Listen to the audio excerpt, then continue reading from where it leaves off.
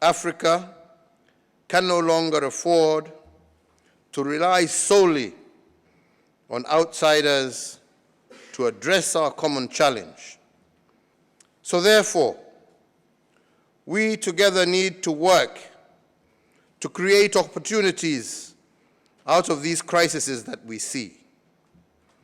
We need to build local capacities to address needs that are specific to Africa, strengthen inter-Africa trade, establish new regional markets for our goods and services. I am deeply grateful for the recognition which you have placed on the 46 years of progress and development that my country has achieved.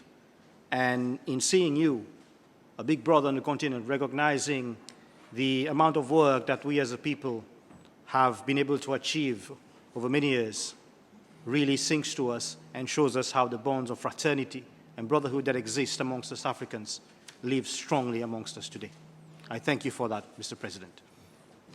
I'm also deeply grateful for the bonds that we share. You mentioned the teachers that came here, and I've worked alongside many Kenyan teachers and their contribution to our education system.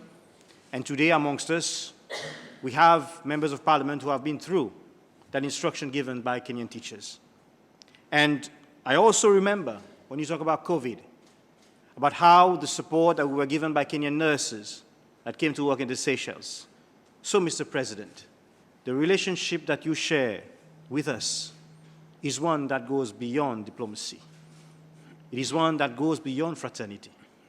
It is one of one people, a united Africa, one that sees Africa moving forward. As our closest neighbor on the African continent, Kenya has had special significance for us. When we coined the slogan, Seychelles, 1,000 miles from anywhere, the anywhere was Kenya. Your visit today is the occasion to speak for the present and to the future. The formation of the earth has made us neighbors. This itself calls for us to be brothers and partners in promoting peace, stability, and development in our region for the mutual interest of our nations. And we assure that your visit